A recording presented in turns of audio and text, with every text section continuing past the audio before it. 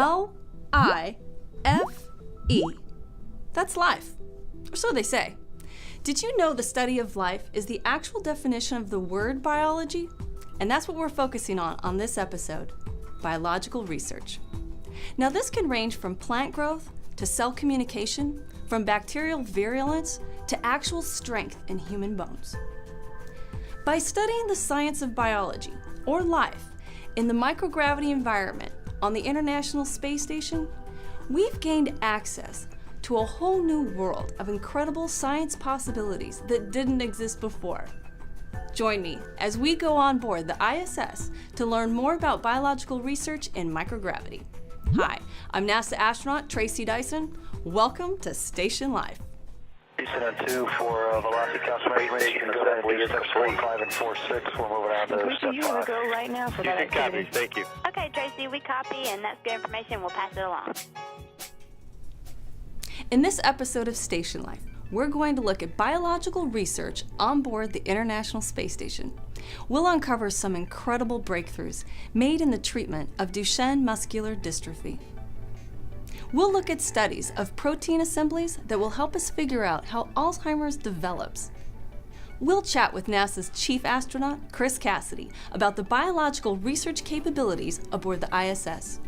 And we'll look at ongoing studies to further understand plant growth in a weightless environment. So strap yourself in, because it's going to be quite a ride.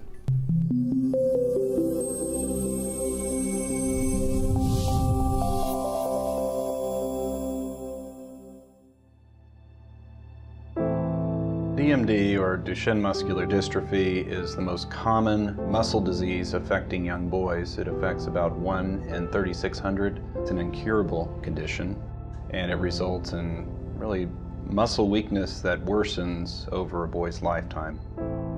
Typically, boys lose their ability to walk around age 12. As boys go through adolescence, they have usually additional complications related to their lung or pulmonary health, as well as, more often than not, will develop cardiac disease, heart disease, and unfortunately most boys will pass away in their 20s from complications such as pneumonia or heart failure.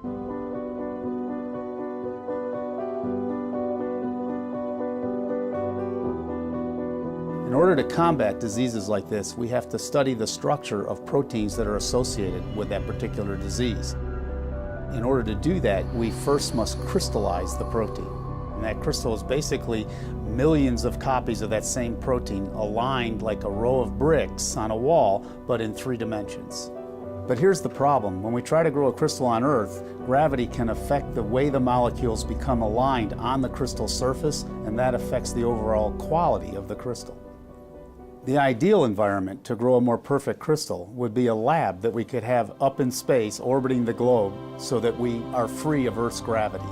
Luckily, we have one of those with the International Space Station. Since 2003, the Japan Aerospace Exploration Agency has conducted more than 16 sessions of the protein crystal growth experiments on board the International Space Station. In microgravity, the crystals grow much more slowly, but the molecules have more time to get perfectly arranged on the surface of the crystal, and that gives us much better data. One of the most promising results has been gained by studying a protein associated with Duchenne muscular dystrophy. Studying this protein led to a huge discovery. Like a key fitting into a keyhole, we are able to design a drug that perfectly binds to this protein. By knowing the shape of that keyhole, we can tailor-make a drug to fit into a specific location of the protein. What this means is we may be able to slow the disease by half. Instead of being in a wheeling chair at 12, we might be able to push that age to 25. Instead of being dependent upon a respiration at 20 years old, it would be 40. What we're talking about is potentially doubling the lifespan of many of these DMD patients. And it's all because of research opportunity afforded to us by the International Space Station. This research is really just in its infancy. There are literally thousands of other proteins whose structures we need to determine, and the International Space Station is going to provide a platform where we can hopefully grow much better crystals that allow us to get structures and to learn more about how these molecules function in our body, in bacteria, or in viruses. We're doing this research not just for ourselves or our children, but for generations to come. Many of the protein structures that will be determined wouldn't be possible without the International Space Station.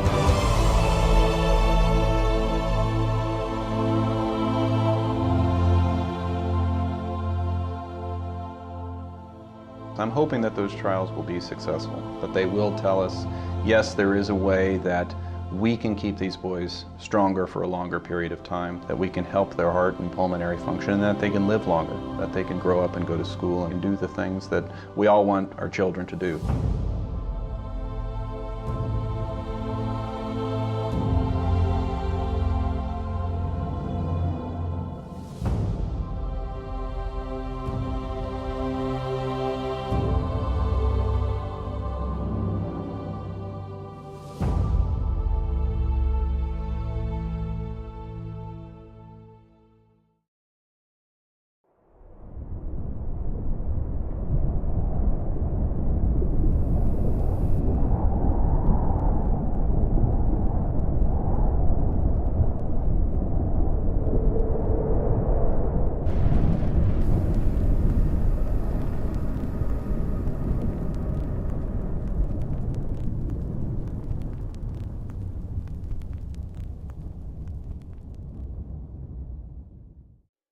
Welcome back.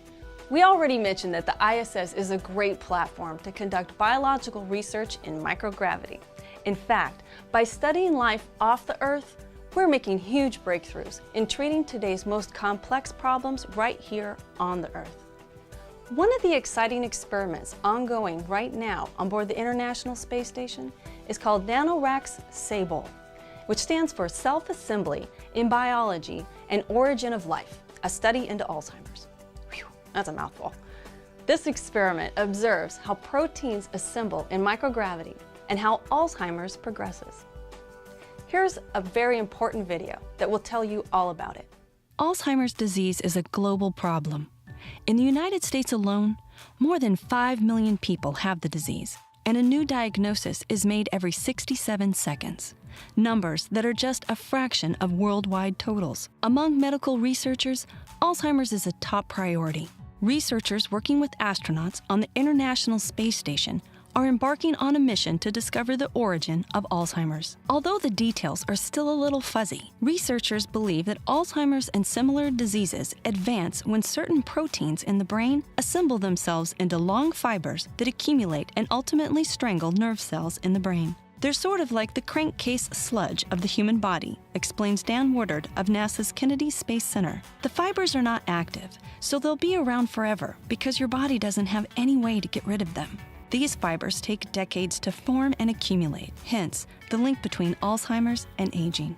In laboratories on Earth, researchers have figured out how to make protein fibers accumulate more quickly so they can study the process without waiting so long. On the space station, accumulated fibers do not collapse under their own weight, which makes the station an even better place to study them. A 4-inch cube containing the experiment, which was selected in an ISS research contest by Space Florida and NanoRacks and built at the Florida Institute of Technology, blasted off to the International Space Station on board the SpaceX-5 cargo resupply mission early 2015. The experiment itself, SABLE, or Self-Assembly in Biology and the Origin of Life, a study into Alzheimer's, will be fully automated.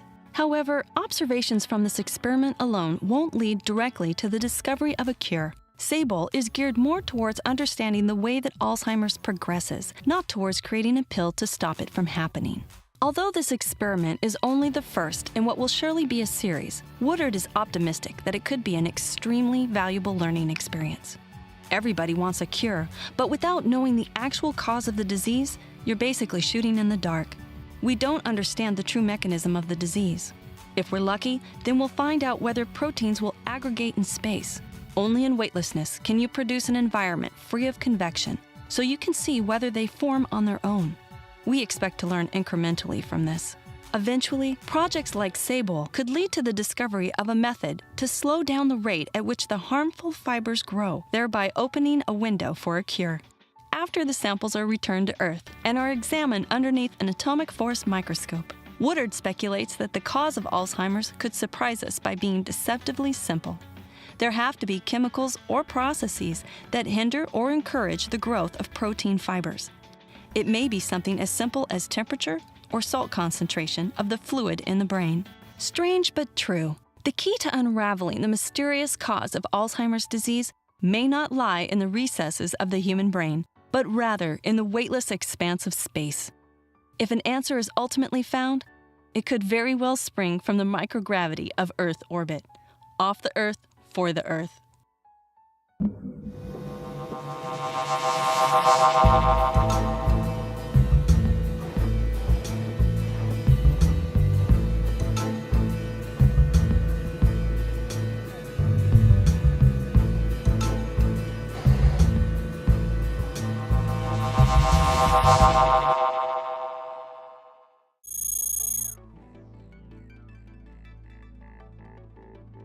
You would not believe who we have with us today. I mean, this guy not only flew on the shuttle, not only did a 6-month increment on board the International Space Station, not only did 6 EVAs, but the guy's a captain in the US Navy, a former Navy SEAL. He ran, swam, and biked the Ironman, and he is tougher than Chuck Norris and the $6 Million Man combined.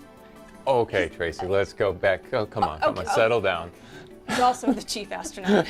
It means he's my boss.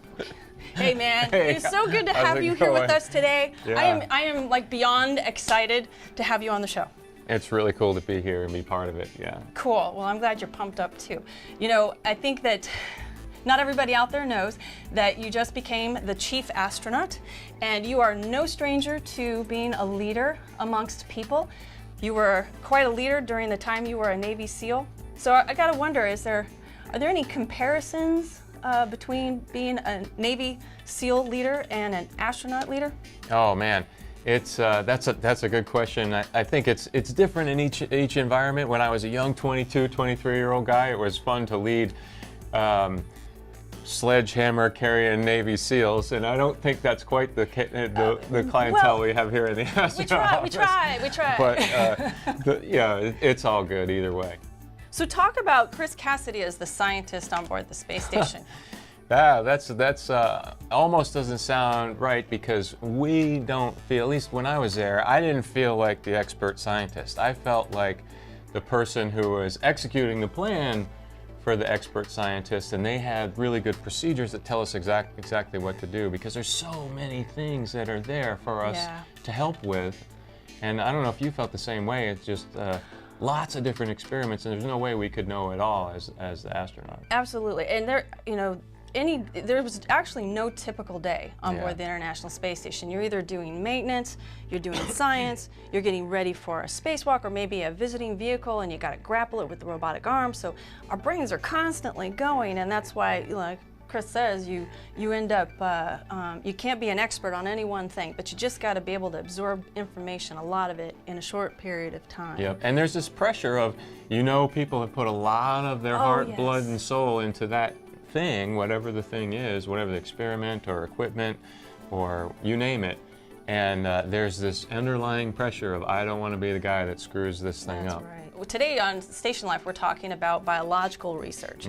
Can you think of can you remember back to any of the experiments that you did that had a biology focus on them? Yeah, what sticks most in my mind were the ones of which I was the subject, and I was part of one called Pro-K, which was put protein to potassium ratio in my diet, and we would do this particular diet for 4 days at a time and take blood and urine samples throughout those 4 days. I don't know if that was one when you were up there. Yes, I have very fond memories of Pro-K, but also I was so, like Chris said, we've got this 4-day menu that we eat specifically formulated. You have to eat all of the stuff, everything. And you can't undereat and you can't overeat. You got to eat only that. That was the hardest part, I thought. I thought so was too. Getting on the right glide slope about lunchtime to be done so you weren't at 7 o'clock going, oh my God, I'm so hungry.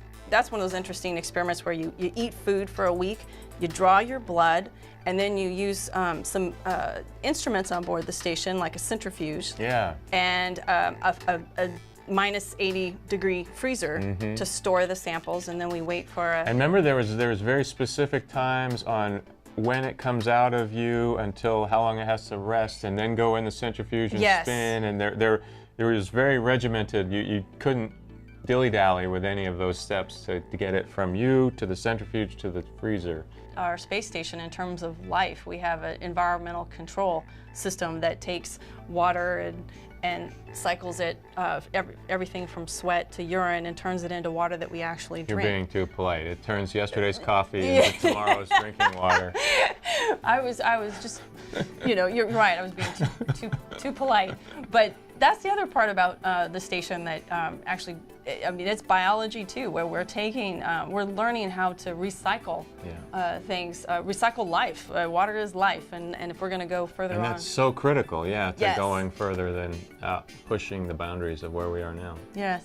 So I just want to say, Chris, it has been a real pleasure talking with you, and it's been a real honor to have you on StationLIFE, and we'd love to have you again sometime, but thank you so much for sharing your thoughts and your experiences with us here today. Absolutely. Cool. All right, man. Thanks a lot. You bet. Thank you.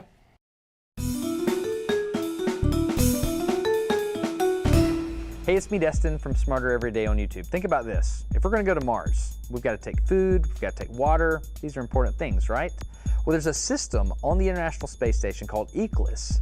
What they do is when they drink the water, they go, use it in their body. It goes out their body in the form of urine, and then it goes through a system called ECLIS. ECLIS can take urine and turn it back into potable water, and they can drink it again. So right now, on the International Space Station, we're kind of figuring this stuff out. For every 1 gallon of water that they need to use, 65% of it comes from ECLIS. They're drinking their pee. The rest of it, they're using fresh water. I thought that was pretty cool. One of the most important things to a human in space is, you guessed it, food. But getting food to space is no small task. So if we could grow our own food in space, that would open up all kinds of possibilities for human space exploration. Recently, astronauts aboard the ISS ate lettuce. Big deal, right? Heck yeah, I wish I had it. Actually, it was the first time that astronauts consumed lettuce grown in space. Understanding how to grow food in microgravity is absolutely essential for future long-duration missions. It can also help us to grow plants in challenging environments right here on the Earth. Take a look at how our European partners are tackling the challenges of growing food in space. Well, everybody knows that plants are important for the daily life on the Earth, for the daily life of the human being. For the same reason, really, plants are important for any adventure of space exploration that the human being can undertake. Plants produce oxygen, which is an essential component for our life. Plants produce water, which is also essential.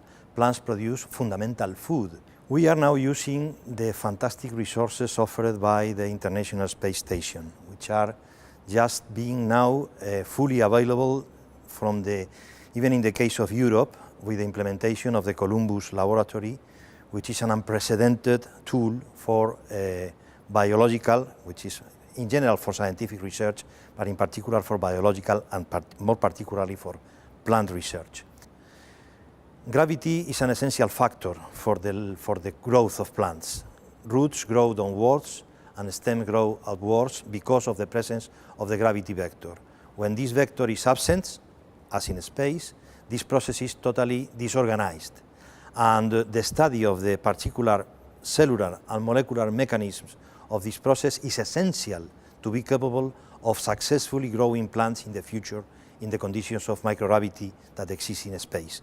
European scientists have developed a fundamental role in the discrimination of these cellular and molecular mechanisms. Then the next step is to pass from the model plant that we are now using, Arabidopsis, is a plant that nobody is interested in except plant scientists because it's the model.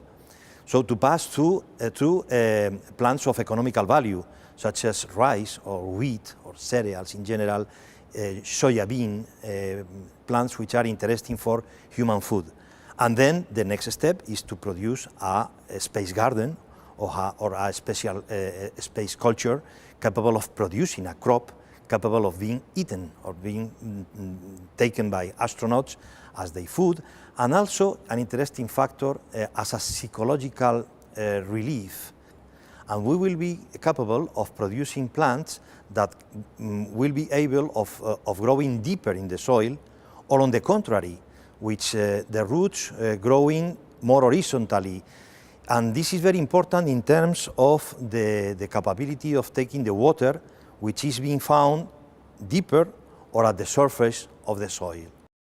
So really the purpose, the objective, is really to translate the Earth garden to Mars or to the Moon or to the interior of the space station or to whatever space vehicle or whatever space planet or space habitat that the human being can put their feet on.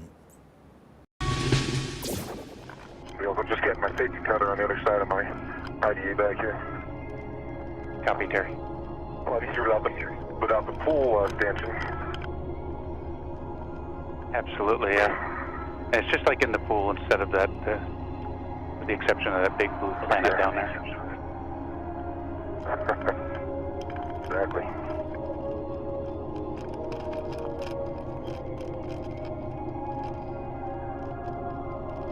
As the International Space Station flies 257 statute miles over the coast of Chile, Terry Virts in the initial moments of his first spacewalk. All right, let's recap this episode. Today, we talked about breakthroughs in Duchenne muscular dystrophy, understanding how Alzheimer's disease develops, amazing biological research possibilities on the ISS, and understanding how plants grow in space. Looks like we've been hard at work studying life off the Earth to help improve life right here on the Earth. And if that ain't life, I don't know what is. So be sure to stay in touch and follow us on Facebook and Twitter for the latest research news. And don't forget to download our Kickin' app on your mobile device. Until next time, stay with us, off the Earth, for the Earth.